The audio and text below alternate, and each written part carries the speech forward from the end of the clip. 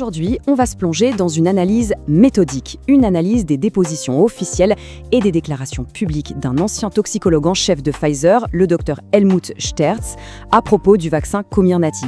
Notre but, c'est vraiment de décortiquer, point par point, les arguments scientifiques et réglementaires qu'il a présentés dans ces documents. Cette phrase, elle est forte, n'est-ce pas? Elle vient directement des sources et en fait, elle résume toute la thèse du témoignage qu'on va examiner ensemble. Ça pose un cadre assez saisissant pour notre analyse qui va s'appuyer uniquement sur les déclarations de cet expert. Alors, précisons tout de suite notre approche. Il est très important de comprendre que notre rôle ici est d'exposer de la manière la plus neutre possible les faits et les allégations tels qu'ils sont formulés dans les documents sources. L'objectif, c'est de vous donner une compréhension claire de ces arguments sans prendre parti. Voilà le programme, la feuille de route qu'on va suivre. On va commencer par le profil de l'expert, pour bien comprendre d'où il parle. Ensuite, on explorera les origines et le contexte de son témoignage. Puis, on entrera dans le vif du sujet. Son argumentation toxicologique, les questions de fabrication, les données après la mise sur le marché, et enfin, les conclusions qu'il en tire. Alors, première étape, et elle est essentielle avant même d'aborder le fond, qui est la personne qui formule ces affirmations? Qui est le docteur Helmut Sterz et quelle est sa légitimité pour parler de ce dossier si complexe? Eh bien, le parcours du docteur Sterz est assez parlant. On parle d'une longue carrière en virologie et en toxicologie, avec des décennies passées au sein de l'industrie pharmaceutique et à des postes vraiment clés. Son expérience chez Boehringer Mannheim est particulièrement intéressante. Il y dirigeait la toxicologie de la reproduction. C'est le domaine qui évalue l'impact des substances sur la fertilité. Retenez bien ce point car on y reviendra. Et bien sûr, son dernier poste, toxicologue en chef pour Pfizer Europe, lui donnait, selon les sources, la supervision de toutes les études de sécurité sur les animaux. C'est donc avec ce bagage très spécifique qu'il a analysé le dossier Comirnaty. Bien. Maintenant que le cadre est posé sur qui est l'expert, on va examiner les fondations de son argumentation. Ces points de départ concernent d'un côté l'origine qu'il attribue au virus et de l'autre le contexte réglementaire très particulier dans lequel le vaccin a été développé.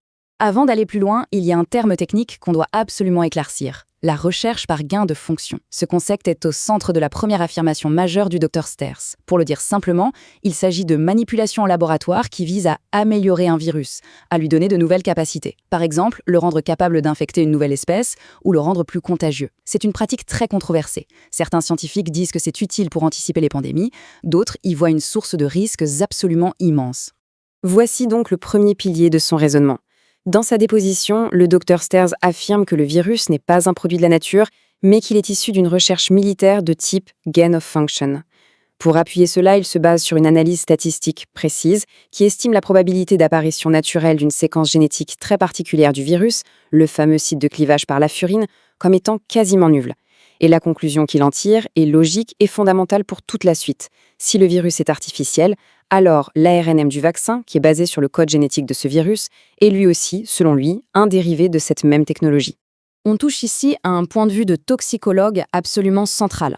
Selon le témoignage, le Dr Sterz ne conteste pas le principe même d'une procédure d'urgence. Il dit que, face à une maladie extrêmement mortelle, comme Ebola par exemple, il pourrait être justifiable de prendre des risques et de raccourcir les protocoles. Mais, soutient-il, la Covid-19 ne rentrait pas dans cette catégorie.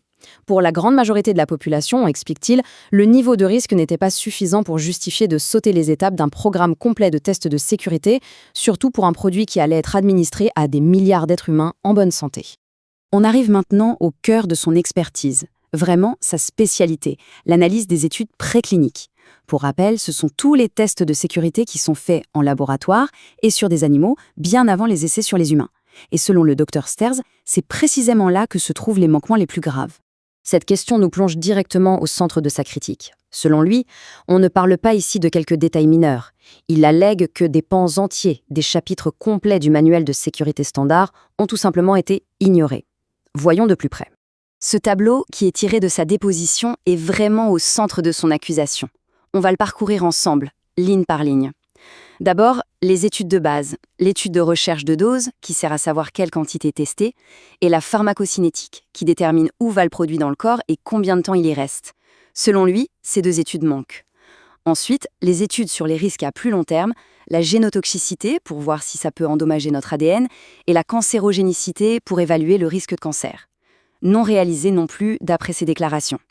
Et enfin, la pharmacologie de sécurité, un test crucial qui vérifie l'impact sur les organes vitaux, comme le cœur et le cerveau. également absente. Pour le Dr Stairs, quand on additionne tout ça, il ne s'agit pas d'une simple négligence, mais d'un mépris quasi total des protocoles. Alors, on a vu ce qui, selon lui, n'a pas été fait. Mais qu'en est-il des études qui, elles, ont bien été réalisées? Eh bien, cette citation est très dure. Ici, le Dr Stairs ne parle plus seulement d'omission, il va plus loin. Il allège une manipulation intentionnelle des protocoles, notamment pour les tests concernant la fertilité et la reproduction. Sa critique de cette étude est chirurgicale. Premier point, depuis la catastrophe de la thalidomide, la règle d'or est de tester sur au moins 2 espèces animales différentes. Ici, seule une, le rat, aurait été utilisée. Deuxième point qu'il juge stupéfiant, les mâles n'auraient pas reçu le produit. Toute évaluation du risque sur la fertilité masculine est donc, de son point de vue, impossible. Troisièmement, la dose. La procédure standard est d'utiliser la dose maximale tolérée pour révéler d'éventuels effets toxiques. Ça n'aurait pas été le cas ici. Et enfin, quand des avortements précoces ont été observés, ils auraient été tout simplement classés comme non pertinents. Le cumul de ces 4 points, selon lui, rend cette étude scientifiquement invalide. On aborde maintenant un autre aspect majeur du témoignage, la fabrication. L'affirmation du Dr Stairs ici est très grave. Il y aurait eu un changement fondamental et non déclaré entre le produit utilisé dans les essais cliniques et celui qui a été distribué à des milliards de personnes. Selon lui, l'histoire est celle de 2 processus. Le premier, utilisé pour les essais cliniques, aurait permis de produire une substance très pure, mais il était trop lent et trop cher pour une production mondiale. Un second processus, industriel et beaucoup moins cher, faisant appel à des bactéries Escherichia coli, aurait alors été utilisé pour la production de masse. La conclusion qu'il en tire est radicale. Le produit reçu par le grand public n'était pas le même que celui qui avait été testé.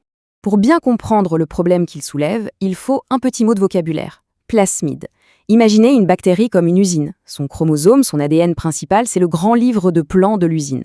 Un plasmide, c'est comme une petite recette sur une clé USB, un petit morceau d'ADN qu'on insère dans l'usine pour lui faire fabriquer quelque chose de spécifique, ici, l'ARN. Le problème, selon le témoignage, c'est que des fragments de cette clé USB bactérienne se retrouveraient en tant que contaminants dans le produit final. Et quel est le risque ultime associé à cette contamination? Eh bien, il explique que les nanoparticules lipidiques, qui sont la petite enveloppe de graisse conçue pour livrer l'ARN à nos cellules, livreraient en même temps ces fragments d'ADN de bactéries. Le danger, d'après sa déposition, c'est que cet ADN étranger puisse s'intégrer à notre propre génome. Et si ça arrive, ça pourrait perturber le fonctionnement normal de nos gènes avec des risques imprévisibles à long terme. Bien, on a vu les tests, la fabrication, maintenant passons au monde réel. Une fois le vaccin sur le marché, que disent les premières données, toujours selon le témoignage du Dr Stairs? Il se concentre sur 2 aspects, les premiers rapports de sécurité et certaines tendances démographiques. 1223. Ce chiffre, il n'en sort pas de nulle part. Il vient d'un document officiel de Pfizer, un rapport de sécurité publié début 2021. Ce sont 1223 décès signalés comme potentiellement liés au vaccin, et ce uniquement dans les 2 premiers mois de la campagne. Du point de vue d'un toxicologue, un tel chiffre en si peu de temps est un signal d'alarme extrêmement fort. Pour le Dr Stairs, cela aurait dû à lui seul déclencher l'arrêt immédiat du programme pour une réévaluation complète. L'autre donnée qu'il met en avant est d'ordre démographique. C'est une baisse significative des taux de natalité de près de 20% en moyenne dans de nombreux pays occidentaux. Et cette baisse survient environ 9 mois après le début des campagnes de vaccination de masse. Dans son analyse, il établit un lien direct entre ce phénomène et les vaccinations, y voyant la conséquence, dans le monde réel, des risques sur la fertilité qui, selon lui, auraient dû être détectés si l'étude de reproduction avait été menée correctement.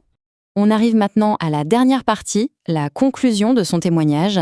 C'est ici que sont synthétisées les accusations finales de faute et de manquement aux responsabilités de la manière la plus directe qui soit.